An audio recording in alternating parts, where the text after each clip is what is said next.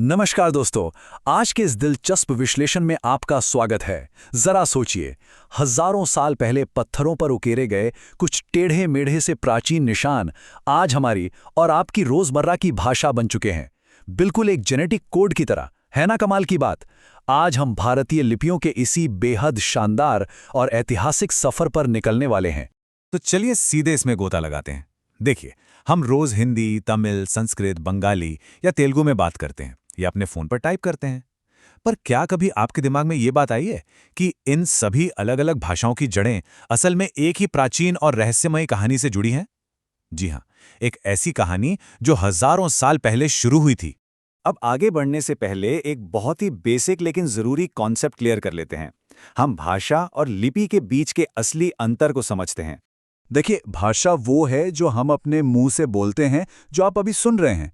लेकिन लिपि या स्क्रिप्ट वो माध्यम है जिससे हम उस भाषा को कागज या स्क्रीन पर उतारते हैं। उदाहरण के लिए हमारी भाषा हिंदी है, लेकिन इसे लिखने के लिए हम देवनागरी लिपि का इस्तेमाल करते हैं। और दिलचस्प बात बताऊं, सिर्फ हिंदी ही नहीं बल्कि संस्कृत, मराठी और नेपाली जैसी भाषाएं भी इसी देवनागरी लिपि में ही लिखी जाती हैं। तो अब तक हमने ये समझा कि लिपि होती क्या है, लेकिन अब यहाँ पर एक बहुत ही बड़ा और जबरदस्त सवाल खड़ा होता है। आखिर इन लिपियों की शुरुआत हुई कहाँ से? वो कौन सा पहला पल था जब इंसानों ने पहली बार इन आकृतियों को उकेरना शुरू किया? चलिए, इस सवाल का जवाब ढूंढने के लिए थोड़ा पीछे चलते हैं, भारत के सबसे बड़े और सबसे पुराने भाषाई रहस्य की ओर। भारत की सबसे पुरानी ज्ञात लिखित प्रणाली सिंधु घाटी सभ्यता की मानी जाती है। आर्कियोलॉजिस्ट्स को खुदाई में हजारों ऐसी मुहरें या कह लीजिए सील्स मिली हैं जिन पर छोटे छोटे और बहुत ही जटिल सिंबल्स बने हुए हैं। लेकिन सबसे हैरान करने वाली बात क्या है पता है? आज की इतनी एडवांस टेक्नोलॉजी के दौर में भी कोई भी इंसान इन प्रतीकों को डिकोड नहीं कर पाया है। ये आज भी हमारे इतिहास का एक पूरी तरह से अनसुलझा रहस्य है। हम बस अंदाजा लगा रहे हैं कि वे हमसे आखिर क्या कहना चाह रहे थे। अब इस टाइमलाइन को देखिए, ये सच में बहुत ही ज्यादा दिलचस्प है। हम सिंधु घाटी के उन अनपढ़ निशानों से शुरुआत करते हैं, फिर सीधा छलांग लगाते हैं 3री शताब्दी ईसा पूर्व में, जहां ब्राह्मी लिपि का एक बहुत बड़ा ब्रेक थ्रू हमें मिलता है।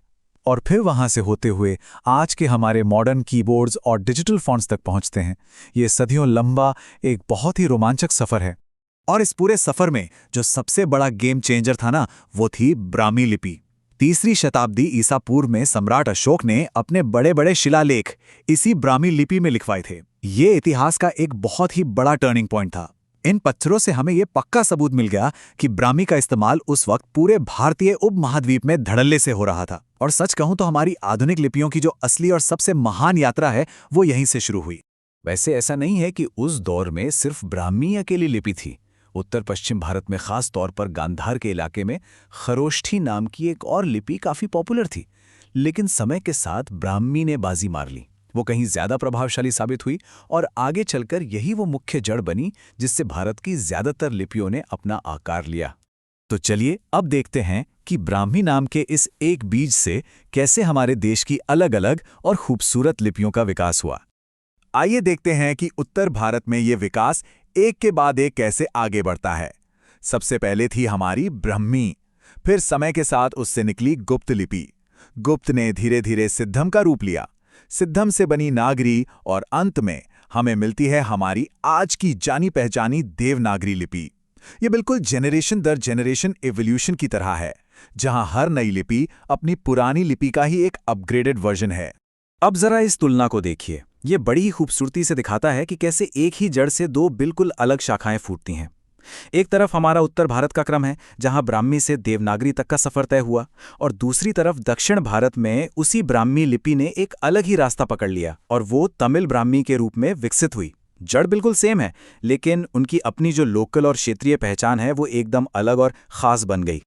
अगर हम इस दक्षिणी शाखा पर थोड़ा और फोकस करें तो आपको पता चलेगा कि इसी तमिल ब्राह्मी से ही दक्षिण भारत की प्रमुख आधुनिक लिपियों का जन्म हुआ। चाहे वो तमिल हो, तेलुगु हो, कन्नड़ हो या फिर मलयालम, इन सभी लिपियों ने सदियों में अपनी एक बेहद खूबसूरत और अलग पहचान बनाई है। लेकिन अगर आप इनके ऐतिहासिक स्ट्रक्चर को ध्यान से देखेंगे तो वो आज भी उसी प्राचीन ब्राह्मी परंपरा से ही मजबूती से जुड़ी हुई हैं।